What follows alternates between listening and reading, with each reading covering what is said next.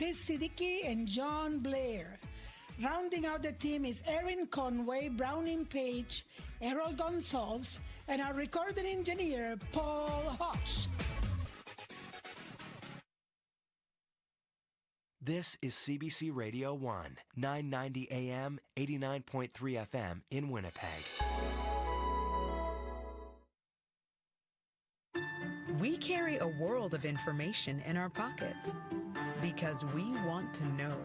Breaking news that shapes our world, staying on top of stories around the globe, and connected close to home. It's news you can trust, delivered when you want and where you want on Canada's News app. Now with CBC Radio 1, local and live. Download the CBC News app for free. You know the feeling of finding a really good podcast? Or the feeling of someone always being there, like your favorite radio show? Stream CBC Podcasts, CBC Music, and CBC Radio anytime, anywhere. This is CBC News. Good afternoon, I'm Rosanna Hempel in Winnipeg. At 12 o'clock, it's 24 degrees in Winnipeg. Hazy, sunny, and cloudy today, 30% chance of showers late this afternoon with risk of a thunderstorm, a high of 27. Smoke could be getting in your eyes in many parts of Manitoba today.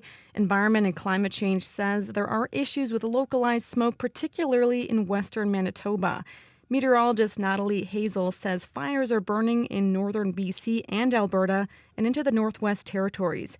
She says that smoke is being pulled into Manitoba. Expect the haze to continue. There might be a few periods where the concentration is higher. And of course, we have a combination of smoke and heat. So it'll be really important for people to find clear air spaces. Hazel says as highs in Manitoba approach the 30-degree mark later this week, it's important to have an air conditioner with a filter.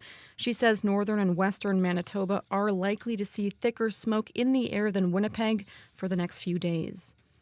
The RM of Gimli hopes new permits required for short-term rentals will cut down on complaints about unruly summer renters. The beachside area has more than 70 places available to rent, from cottages to apartments.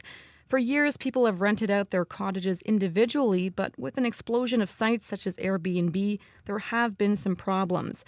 Thora Paulson is an RM of Gimli councillor. She says permits are now required for those rentals, and it requires owners to understand community bylaws. Excess noise, garbage, parking. So all those community concerns, the foundation really already existed. So then we put that into the permit process, making sure that people are aware of our community bylaws. Gimli has also approved an accommodation tax to bring in revenue to maintain the waterfront, but that has yet to be approved by the province. Manitobans are worried about the high cost of living, crime, and lengthy healthcare waits. That's the finding of the benchmark survey by the polling firm Leger, done for the government of Manitoba in February. Canadian Press obtained the survey through Freedom of Information. 800 Manitobans were polled. 81% of those asked say they are concerned about the rising cost of housing, food, and gasoline. That's up from 78% the previous year and from 71% 2 years ago. A security tech analyst says putting artificial intelligence weapon detectors at Winnipeg's Health Sciences Centre is not an ultimate solution.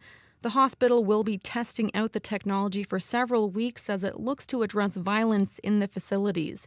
The systems work like metal detectors, but people don't have to take out keys or other items before walking through them. Researcher Connor Healy says that all sounds good, but the tech is still not accurate enough. Trying to distinguish between a weapon and a non-weapon is extremely challenging. People hear about AI being used in screening, and they think that means, oh, the screening's good. That's not what it means. Shared Health says the technology is not foolproof, but it's one of many measures it's taking to make the Health Sciences Centre safer. The new tools will be installed by the end of the month, a free trial for now. U.S. President Joe Biden is standing firm against calls to drop out of the race for the White House. In a letter to congressional Democrats today, he is calling for an end to the drama that is tearing apart his party. He also repeated his call in an interview with MSNBC. I am not going anywhere. I wouldn't be running if I didn't absolutely believe that I am the best candidate to beat Donald Trump in 2024. We had a democratic nominating process where the voters spoke clearly. Biden insists the Democrats have one job to defeat Donald Trump in November, but many are unconvinced Biden is up to the task following his poor performance during last month's presidential debate. Now to overseas, Ukraine's president is vowing to retaliate following one of the most devastating Russian airstrikes in months. More than 30 people were killed after missiles struck multiple cities, including Kyiv. A children's hospital in the capital was also badly damaged. Tom Perry has the latest. Video from Kyiv shows the moment of impact, a missile slicing through the air and exploding at a children's hospital. We came here 5 minutes before it happened, says Tetiana, holding her young daughter in her arms. We managed to get to the pediatric ward. I don't know. It's a nightmare. Russian strikes hit Kyiv and other Ukrainian cities. President Volodymyr Zelensky says Ukraine's military managed to shoot down most of the roughly 40 missiles that were launched, Zelensky vowing retaliation.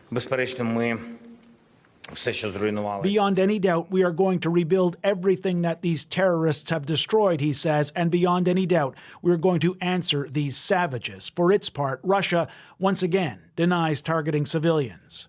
Tom Perry, CBC News, London. Back to the States, high waters and a dangerous storm are the worries in Texas as barrels swept into state this morning. A transformer blows in Houston, plunging another neighborhood into darkness. In all, more than 2 million homes and businesses are without power across the state. Beryl was downgraded to a tropical storm this morning. At least 2 people in Texas have been killed by falling trees. That is the CBC News from Winnipeg. Your next local CBC News is at 12:30.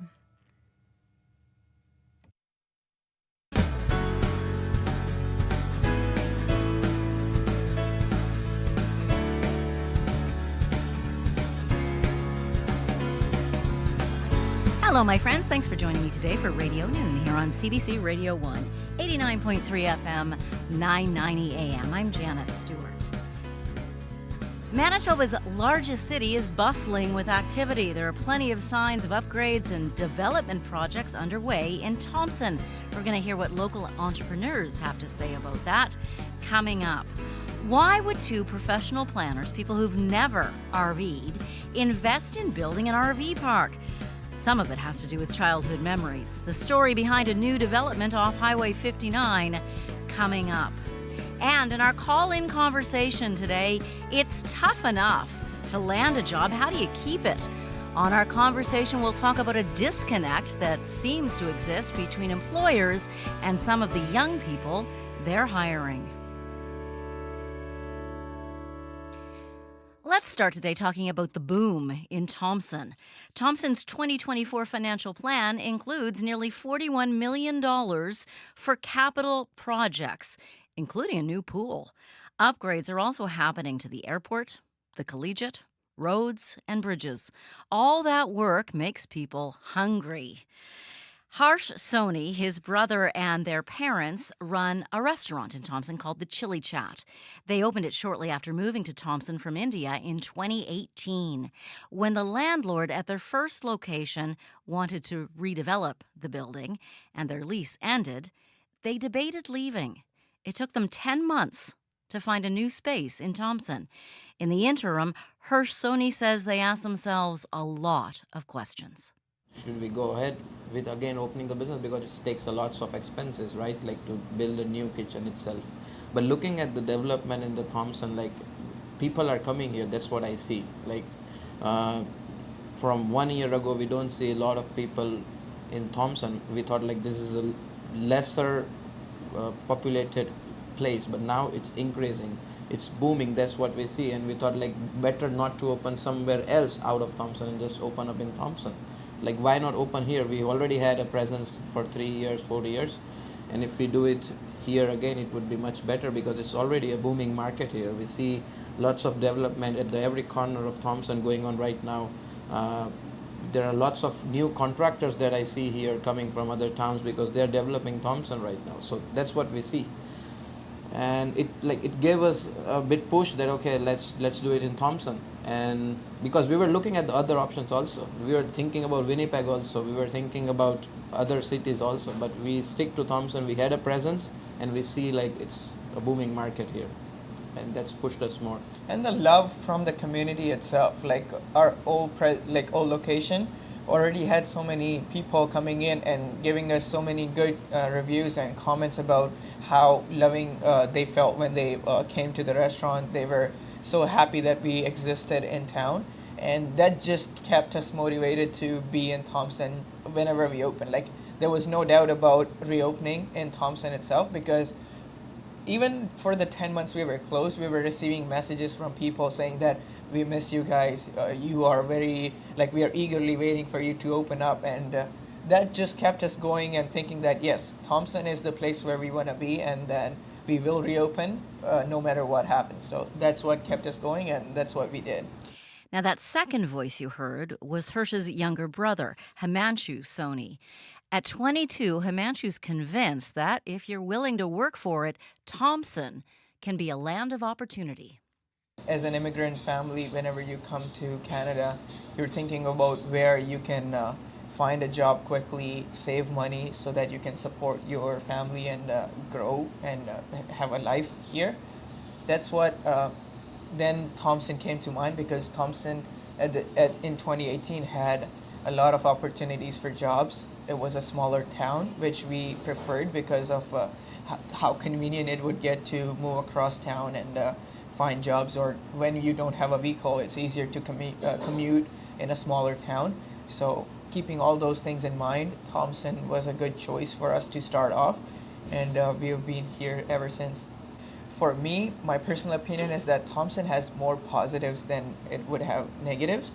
Thompson is such a good market for anybody who wants to be here, considering the demographics and things that's going on in entire Canada with jobs, not enough jobs in Ontario, or people are struggling to find jobs, which is not the case in Thompson.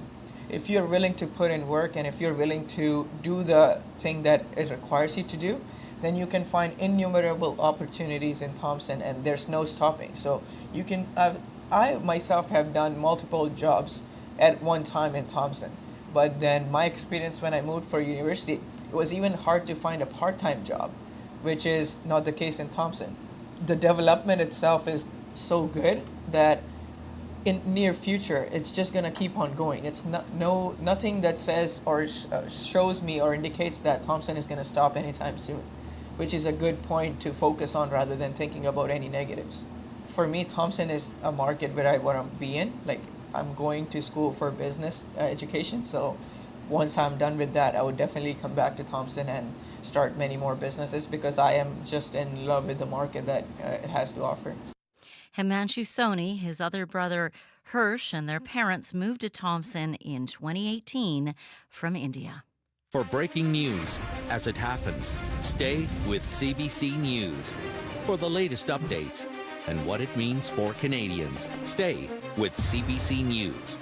When the biggest stories break, both at home and around the world, stay with CBC News. It is 12:12. You're listening to Radio Noon here on CBC Radio 1, 89.3 FM, 990 AM, and everywhere on the CBC Listen app or the CBC News app. I'm Janet Stewart.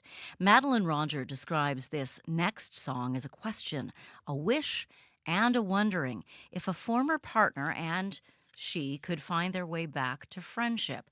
But her upcoming album, Nerve, to be released next month, this is Madeline Roger with Love Only Grows.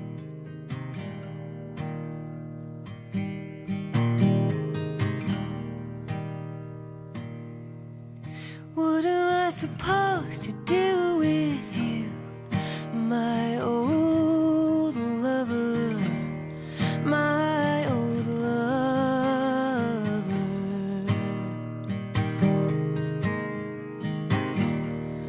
Did we walk away forever? Are we returning? Are we returning?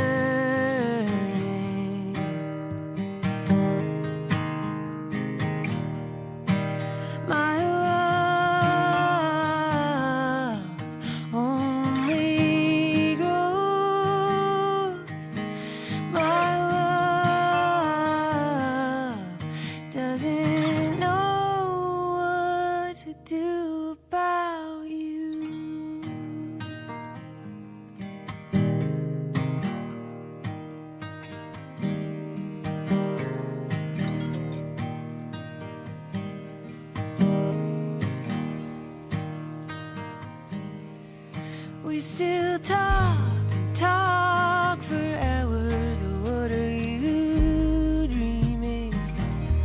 What are you dreaming?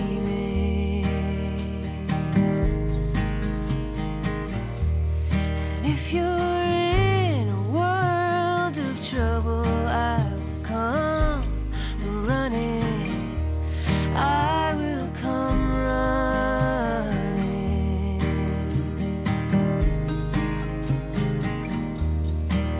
My love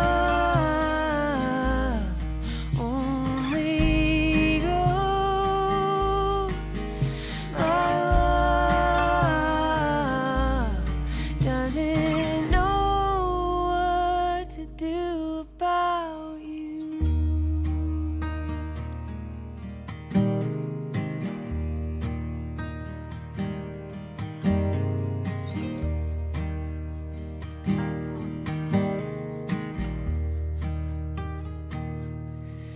Do you think of us together in the future? In the future.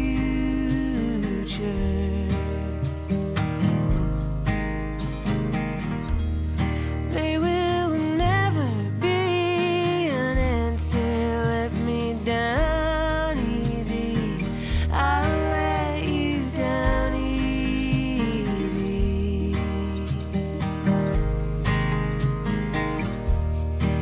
My love only grows. My love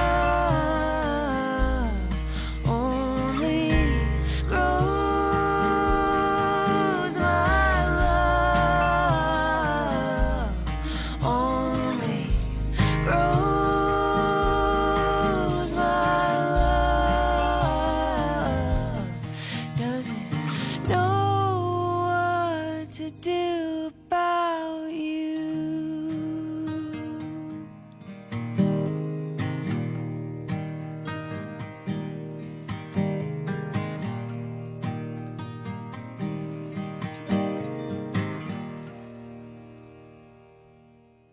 Madeline Rogers with Love Only Grows. Her album Nerve will be released August 30th. It is 12:17. You're listening to Radio Noon here on CBC Radio 1. My name is Janet Stewart.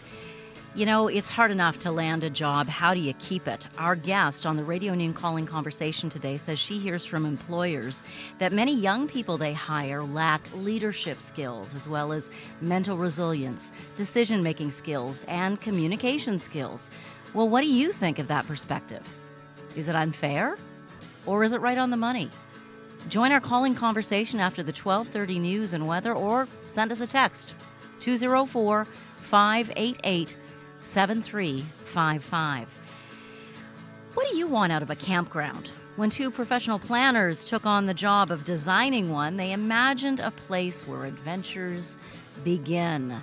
The story behind Base Camp 59 is coming up next. First, let's take a look at your weather if you're thinking of camping or if you're out camping today. Yes, there's still the risk of that isolated thunderstorm because it's so darn hot out there and so incredibly humid. It's also hazy. A lot of that haze is wildfire smoke that drifted into northern Manitoba from Alberta this weekend. It's sinking into southern Manitoba thanks to northerly winds. How long will that last? Our weather specialist Riley Lachuk joins us after the 12:30 news to take a look at your provincial forecast in more detail.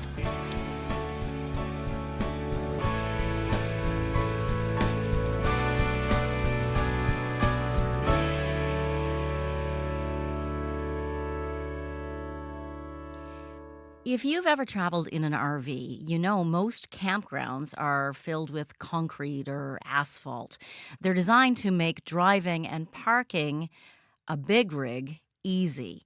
Anything that makes the park pretty is a bonus. As a professional planner who oversees big municipal projects, Donovan Taves is used to considering traffic flow. But to him, camping means so much more. So when he and his partner, who's also a planner, embarked on building a new RV campground in Manitoba, they worked hard to keep things natural. When I spoke with Donovan Taves last week, he explained that they wanted Base Camp 59 to be a place where people could make memories. I remember back actually being in school and growing up in Manitoba, and when I remember the feeling I had when summer would break. And at that age, you don't really have a sense of time, and you weren't thinking about when September would come and whatnot. And just that feeling of summer, like summer's never going to end. And for me, I actually spent a lot of time at camp and camping and hiking and so forth. So summer outdoors is an amazing thought to me. And fast forward to COVID, and people were getting outside, they were hiking more. We were all figuring out how to be outdoors again. And some people were in RVs, perhaps brand new to that market. And we thought to ourselves, it would be amazing if we could mash those things up, the idea of being outdoors in nature and RVs, because a lot of places you take your RV, especially the seasonal sites, you might lose out on that nature feeling. So we just thought to ourselves, it'd be super cool to give people a chance to have that feeling that summer's never going to end, and you can be in the middle of nature with your RV, whatever size that RV is. So we're sitting on 160 acres of land. We've only made a campground on about 35 of those acres, and then everywhere we've got spots. We went into the bushes and carefully carved out a spot where there's enough trees around you. There's no other trailers behind you, so you do truly feel like you're camping. And just a lot of the RV parks don't have that feature because it's harder to do it that way. It's harder to put all the services in you need for your sewer and your water and your electricity and so forth through the forest. But we've done it. We've sort of carved that piece of forest out for RVs. You described yourself as a child hiking and camping. I'm picturing a guy in a tent. At what point did you become a guy in an RV? Ironically, I've never been a guy in an RV. We've cottaged and hiked and camped a lot, and love that. But it's just sort of bringing that idea to people who not everyone's comfortable doing that, or has ever done that, or has experience doing that. Meaning, sleeping in a tent. And frankly, as you get older, not everybody wants to go sleep in a tent. So we just thought, there's a lot of people out there who really would probably love to feel what it's like to be in nature, but choose to be in an RV. And I've never really owned an RV, which is the funny part. Neither has Somia, but we're finding that bringing those two worlds together, the people that we're meeting, the people that are at base camp, they absolutely love it. And a lot of them, some of them have spent time in nature and some haven't, but all of them really appreciate that idea of being in nature with their RV. It'd be really nice for people to come out and see us, because you kind of have to walk through to see what we've done there. But all of the buildings are little log cabins. So, amenities wise, we've got what we call our tuck shop. So that's where you can go and get your candy and coffee in the morning. And then we've got laundry and washroom and shower buildings with individual private bathrooms and showers for people, also in a little log cabin setting. We've got horseshoe pits, picnic shelter, we have community gardens. We've cut a whole bunch of trails in our back 40, as they say. Tell me the story of this land. Yeah, and first of all, it's Treaty 1 land, and we want to always acknowledge that. And we have a cottage not too far away near Grand Beach, but I was driving around, and being a planner, I look at land a lot, and we help write rules for land and so forth. And just drove by and saw a for sale sign on this particular piece of land, and there's 160 acres, which is a quarter section, and there were 5 of those. A local family was putting them on the market as an estate sale. But we just saw it was right next door to Grand Pines Golf Course, an amazing golf course, right next door to the Birchwood Motor Inn, which has a fantastic kitchen and nice bar there. And then just started walking on the land that day when we drove around, and there were some existing trails on the land. Walked on them, and we just stopped and listened for a moment. You can get so busy, and we just stopped and listened. There's great big pine trees, a whole mix of other types of trees in there. And when we stopped and listened, you just heard quiet. You heard the birds, heard the wind in the poplar trees wiggling the leaves and making noise, and just thought that this is absolutely perfect. It's on the highway, so it's good service. You're not off back roads. It's 59 minutes from Winnipeg, under an hour, and it's beautiful. The mound, a good 40 acres of the land is a gravel mound from times of the glaciers, and so the ground's really dry, and you have heavy rains like the rains that we've been having this year. There's no puddle. There's no puddles. They just go away. So the combination of the type of geography, the beauty of the quiet, the location, the neighbors, everything just added up that we should see if we can make a go here.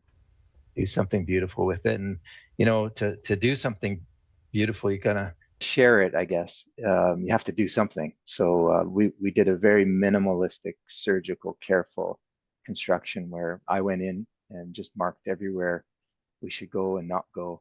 And essentially, like I said before, just carved little sites out of the forest. And that's how it feels now when you drive around, or rather walk around, because we're a walking campground.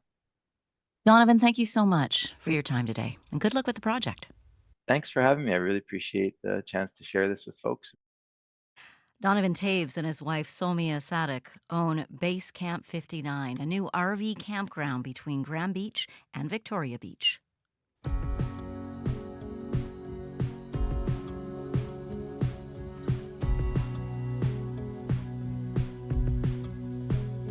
Cloud nine, you're the one who put me here. All started when you bought me a beer and we stayed up all night talking. Now I got a ring in your last name. Some things will never change, 'cause baby we're still talking. About big dreams we're living way over the moon. The sky is the limit. That's how we do, that's how we do. You always wanna find that feeling. I'm always gonna break that ceiling. Need that adrenaline rush. Ain't no way we're ever giving it up. There's only one way we're going. Ain't no way we're ever slowing down. As long as we're together, you and I will be chasing that high forever.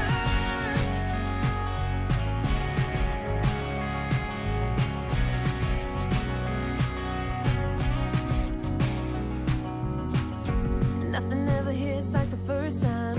We had one hell of a first night, but we still got stars in our eyes. We'll never let them burn out. If I'm ever running, I'm running with you. We don't stop for nothing. That's how we do, that's how we do. You always wanna find that feeling. I'm always gonna break that ceiling. Need that adrenaline rush. Ain't no way we're ever giving it up. There's only one way we're going. Ain't no way we're ever slowing down. As long as we're together, you and I will be chasing that high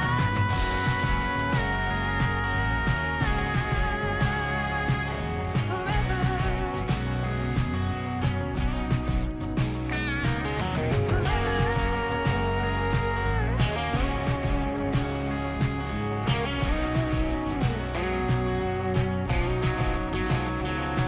If I'm ever running, I'm running with you. We don't stop for nothing. That's how we do, that's how we do. We always wanna find that feeling. I'm always gonna break that ceiling. Need that adrenaline rush. Ain't no way we're ever giving it up. There's only one way we're going. Ain't no way we're ever slowing down. As long as we're together, you and I will be chasing that high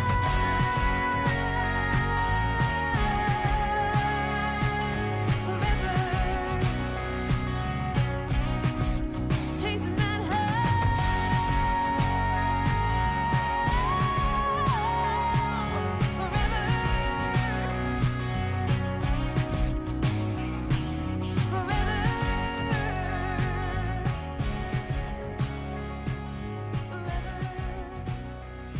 Katie Saint Germain, a Métis country singer from Niverville. Yes, she is the granddaughter of the late, great Ray Saint Germain, and what a voice, what a future she has. That was High Forever from her latest project called Cleaning House or Trying. Well, it's time to open our phone lines and start our call-in conversation. Our guest on Radio Noon is a workplace consultant who says she hears from employers that many young people they hire these days lack the skills they need, like for leadership, mental resilience, decision-making, and communication. What do you think of that? Is that unfair? Or is it right on the money? Join our call-in conversation and tell us what you've experienced after the 12:30 news and weather. You can even text 204-588-7355 or call 204-780-0893. Right now, it's 12:30. This is CBC News. Good afternoon. I'm Rosanna Hempel in Winnipeg. At 12:30, it's 25 in Winnipeg. Sunny and cloudy today, 30% chance of showers late this afternoon, a risk of a thunderstorm as well. We are looking at a high of 27 today. Environment Canada is starting to warn Manitobans about smoke in the air. For Winnipeg, we are looking at hazy skies. Western Manitoba is seeing local smoke, but it's not from fires in this province. Natalie Hazel is an emergency preparedness meteorologist with Environment and Climate Change Canada. She says smoke from fires burning in northern BC and Alberta and the Northwest Territories are being drawn into Manitoba. I would say the whole western part of the province could see, since the stuff is coming from the west. After today, northern Manitoba could be very impacted by the smoke from BC, Alberta, and Northwest Territories. Hazel says as the temperature increases in the province this week, it's important for people with air conditioners to make sure they have filters for the smoke. This is the first summer for Gimli's new regulations on short-term rentals like Airbnbs. The beachside community has more than 70 accommodations ranging from whole cottages to apartments. People living in the Gimli area had expressed concern some owners were not taking care of their places. Thora Paulson is an RM counselor. She says those rentals now have to be licensed to ensure they follow the bylaws. It's putting in that responsibility of good citizenship in operating a short-term rental, just so then the person that is, or the agency that is operating it, knows that there are regulations. Gimli is also working on an accommodation tax to help pay for maintaining the waterfront, but that has yet to be approved by the province. The federal government is making changes to the National Dental Care Plan to try to get reluctant dentists to sign on. Health Minister Mark Holland says dentists and hygienists no longer need to sign up to provide care to uninsured low- and middle-income patients covered under the plan. Last month, the minister suggested dental associations were actively looking for problems with the program that launched in May. A Winnipeg executive who worked with the Canadian Football League and True North Sports and Entertainment has been named president of Canada's new professional women's soccer league. The Northern Super League has hired Christina Litz. She says she's looking forward to using her experience, passion, and values to promote a game important to Canadians and girls playing the sport. That is the CBC News from Winnipeg. Your next local CBC News is at 1:30. Thank you so much, Rosanna Hempel. You're welcome. Riley Lachuk joins us now. He, of course, is our weather specialist, and he has more on the smoke that Rosanna was talking about, that haze. So two main stories to talk about today, Janet. That is, of course, the air quality with the smoke and, of course, the sort of impending, I'll call it, heat that we're looking at here across Manitoba as we get into deeper into the work week and especially into the weekend. So we'll start with the air quality because I know if you've stepped outside today, not only in Winnipeg, but areas to the west, even into Brandon, you've certainly noticed a bit of a haze out there, and that will continue. This is because of wildfires that have been burning through northern BC, northern Alberta. And what happened was we saw westerly winds, which kind of pushed some of that smoke into northern Manitoba. But now here in the south, we're seeing winds out of the north, so it's pushing a little bit of that south into southern Manitoba. So the Air Quality Health Index, if we're going to take a look at that, in Winnipeg today at a 4, Brandon's looking at an AQHI of 5 today. That's in that moderate risk range. So if you have symptoms or you have respiratory illness or something like that, might want to consider rescheduling activities. For the rest of us, though, if you don't normally get impacted by smoke or the air quality, you can still be outside. Just make sure you're taking precautions if you do notice that the smoke is affecting you. But it is going to be a lot thicker to the north of us. Places like Lynn Lake, for example, through to Dooley Lake into Brochet, looking at some of the thicker smoke today. That does kind of drift a little bit further south even as we get through the rest of the day. So areas like Thompson into Gillam will start to notice that haze into the early morning hours tomorrow. That haze kind of hangs around here in the south, but we will see our wind shifting back out of the southwest again. So it will kind of keep some of that at bay as we get into the later day tomorrow and into Wednesday, kind of keeping that smoke kind of centered into northern Manitoba. Not much to see on satellite and radar in Manitoba right now. Mainly sunny skies at the moment. Maybe a couple of stray itty-bitty showers, thunderstorms through the Parkland region, even as far north as Thompson, potentially seeing a few showers in the afternoon today. Otherwise, not a lot to talk about until we get into the afternoon hours tomorrow. Mainly sunny again tomorrow, but with the heat and humidity, the risk of thunderstorms, fairly widespread risk of thunderstorms, really south and central Manitoba as we get through the day Tuesday and into the day on Wednesday. And we really heat up, Janet, as we get through the next couple of days here. So the setup that we have is an area of high pressure that is kind of stalled out over northern California, northern Nevada right now.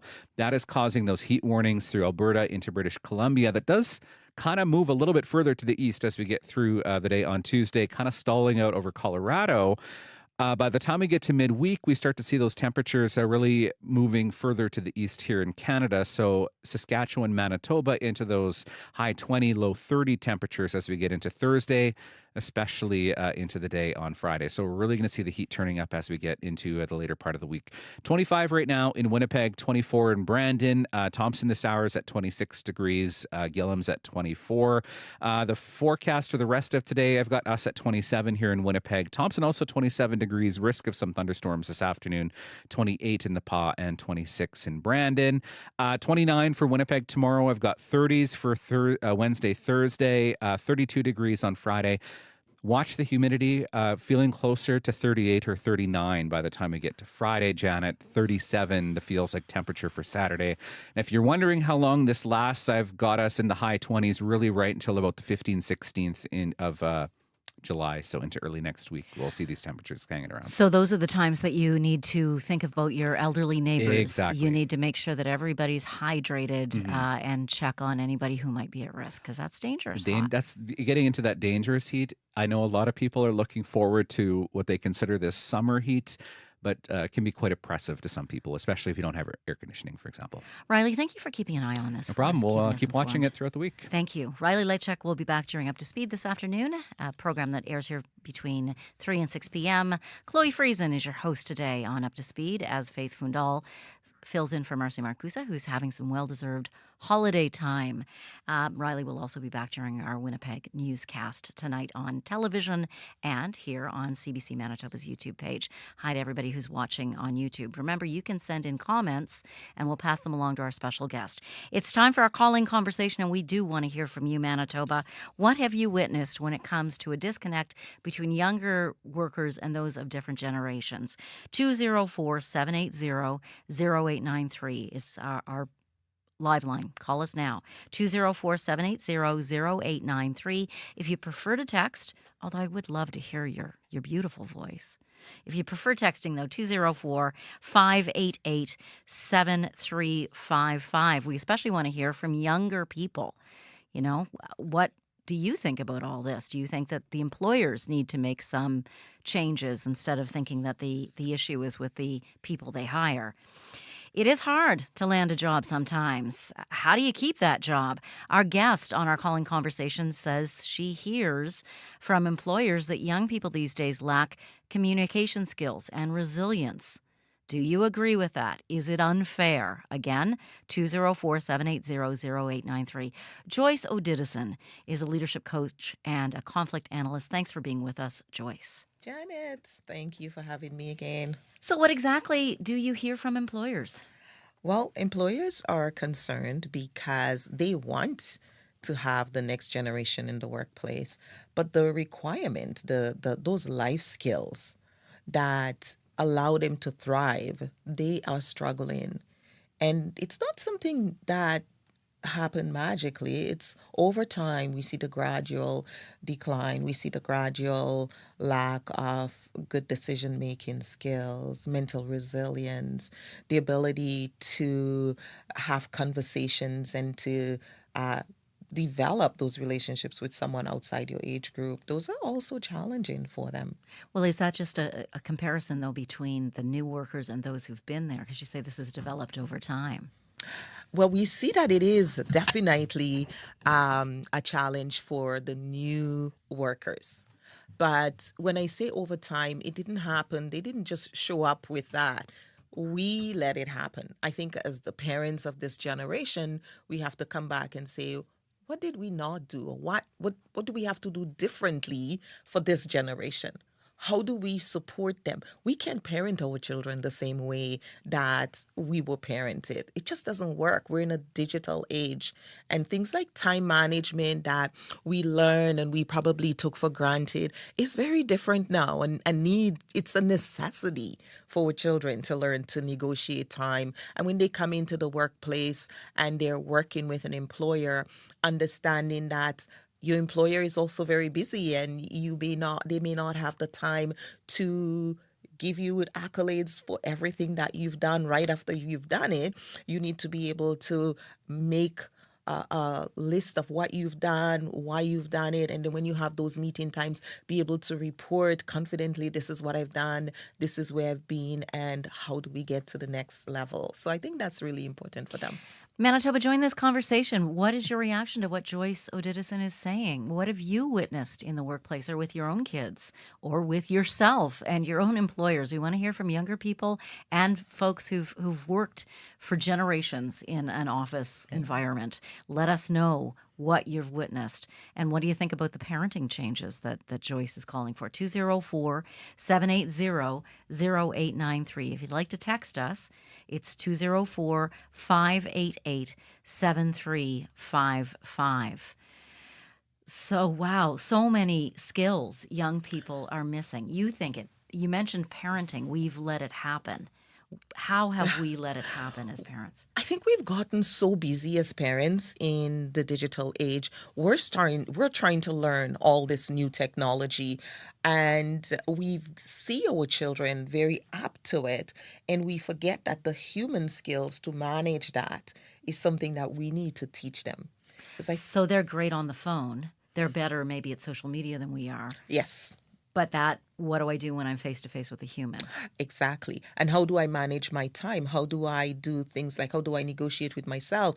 How do I know when it's enough, when to stop, when to take a break?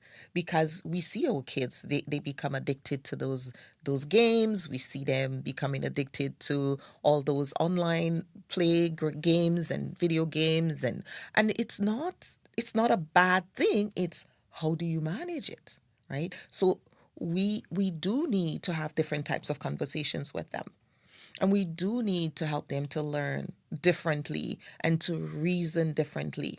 That's where we as parents need to change, and grandparents need to change our communication with them. Ask them why. Ask them, what do you think you're missing? How do you make decisions based on what you see? Are you able to look at these things critically? Can you give me an example, Joyce? 204-780-0893 if you want to add this. Ask Joyce a question. Add your experiences to this, or text us at 588-7355. An example from the business, Joyce, the business world, where perhaps the young people wouldn't communicate the way we might expect their parents to. Well, for instance, something happened at work. My colleague made a comment that made me uncomfortable.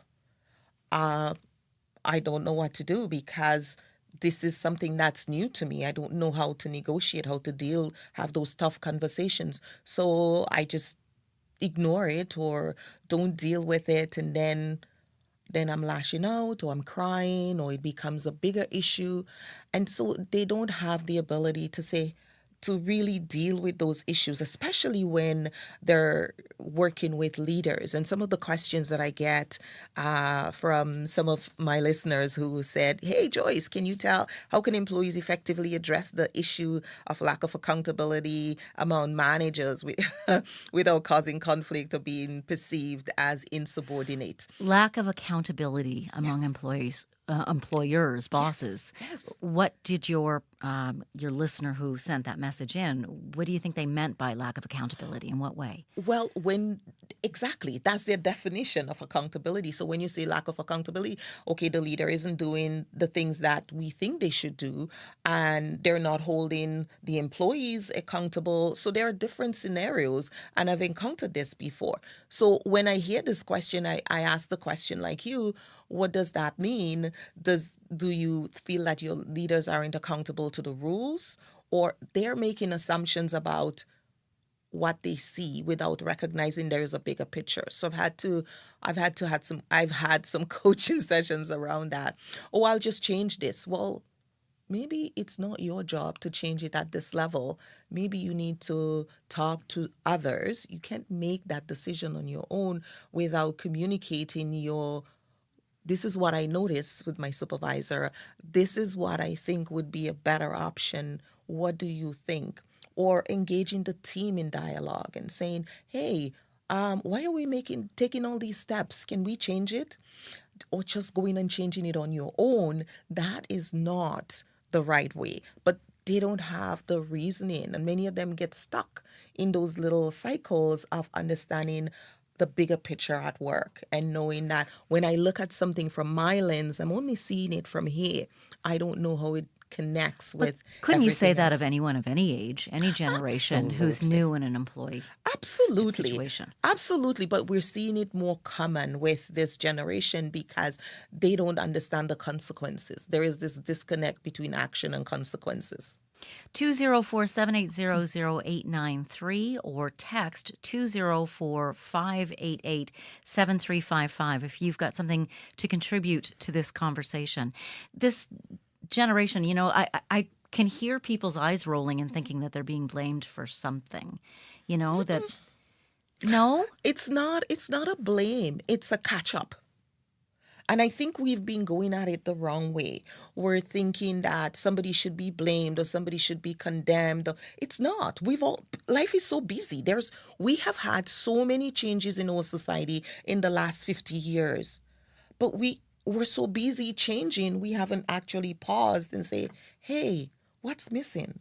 Where critical thinking skills, or self-negotiation, and those end up as conflict. When I go in to do an analysis of a conflict situation, it's little silly things that could have been communicated, could have been discussed, could have been prevented. But what we're finding is the lack of ability to do that. Joyce, how do I say that? What if I get in trouble? And I think most people are a little bit conflict avoider, I think, at workplace. But we're seeing more so with the younger ones because especially the ones that had missed that COVID part, they've missed that connection part. You do see a difference. You see that because they're still finding their way and they're still negotiating relationships and everything is new.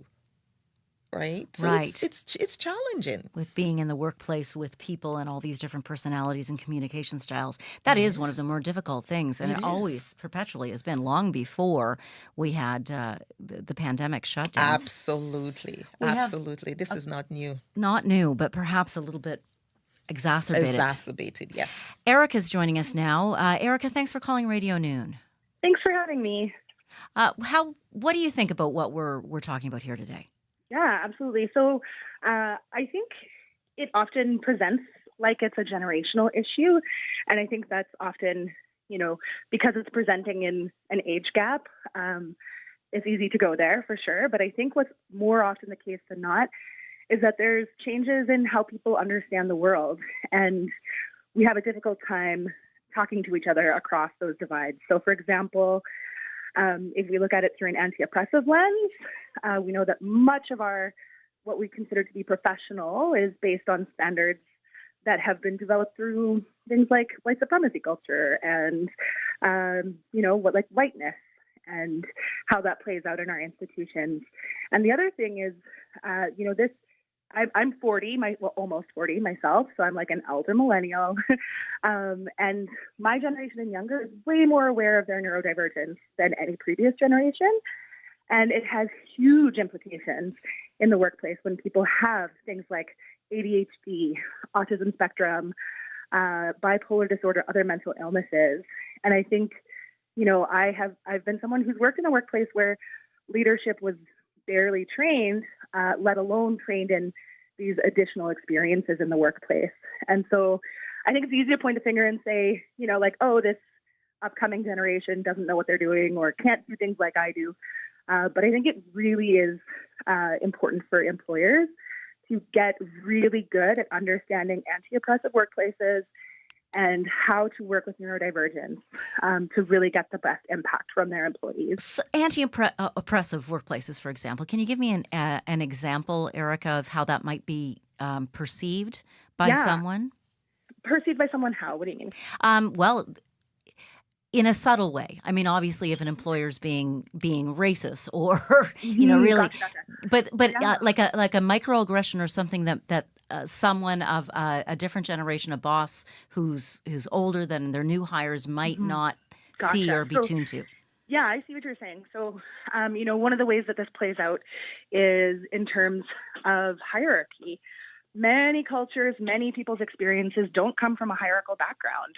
And so to just respond to authority isn't in their nature and also can be re-traumatizing from the intergenerational trauma that they might be carrying as a colonized person or as a person who experiences racism in the workplace. And, a manager might see that and think, well, this person is insubordinate, this person doesn't take direction, this person lacks leadership. When what's actually going on is the workplace hasn't created conditions where people's unique leadership can come out. Erica, thank you so much. Yeah, thanks for having me, Janet. What do you think, Joyce, of that? I think she's correct in terms of the awareness level. And I was involved in a situation where it was two generations. There's like when there's over 20 years experience in between the two, life between the two, that there is a generation. Sociology looks at a generation as 20 years gap. And one individual is very much an old timer in the workplace. It's a baby boomer coming from a very different perspective and understanding things like neurodiversity and racism and so forth, and was making some very troubling comment in the workplace. Well, that just can't be tolerated these days. Exactly. But it is actually the person from the younger generation who made the complaint because nobody else did. Yeah, that's one of the things you mentioned was sometimes people don't speak out. And my experience has been younger generation members are often very comfortable speaking out because they've been raised to understand, these are my rights and this is what I should be allowed to expect. Not that they don't speak out, but they don't know how to handle the situation. So they're speaking out, and but then maybe not in the appropriate way. Exactly. How do I manage the situation? Do I go and cry? And, that doesn't solve the problem because tears are healing, and I have nothing against that. If you need a good cry, go have that. But what are you going to do about the situation? So we see them struggle. We see the stress. We see the overwhelm because they are raised to know that there are all these diversities, but I think we forget to tell them that not everybody sees the world like you do, and you're going to encounter those people who, in this case, was just a bully and just thinks that their way is the only way, and we shouldn't be inclusive, and they shouldn't be asked to be inclusive, and which is very intolerable for the younger generation. But how do they have that conversation? That's the struggle. 204-780-0893. Please join our conversation. We'd love to hear what your experience has been. If you want to send us a text, it's again 204-588-7355. Valerie texted us saying, I'm 70 years old, and with every generation, there's been a gap between the new generation and employers. Absolutely. No one arrives pre-packaged perfectly. Employers need to do their part. Employers need to be prepared to invest. Joyce O'Didison, are employers today prepared to invest? What's needed? You're going. I mean, you're a workplace consultant. You're the type of person that they would turn to for this training, and your reaction leads me to think you don't think they're prepared to invest. Not enough. Not the way they need to invest. They need to look at the non-traditional, my employees aren't, morale is low, come in, there is come and do a workshop on diversity. People don't learn that way. You create awareness, but you're not changing behaviors, right? And I think that's where workplaces and employers need to start recognizing you can change behavior with a workshop or a seminar or have a one-day conference. That does not, we know enough about neuroscience and we know enough about changing people's minds, and we know enough about neural pathways and how that's developed for us to know that half day workshop isn't going to solve the problem. And I think that's a challenge. I was speaking with a young woman who has an invisible disability. She is on the autism spectrum, and she was saying it's very difficult for her to speak out at work and to even tell an employer that she has this invisible disability because she's worried about being held back or perhaps not hired. What would your advice be for someone like that? Well, you shouldn't be discriminated against for yes, that. We all know we shouldn't be. And so in that case, I would say, let's assess the situation. How open are they to work with this employee?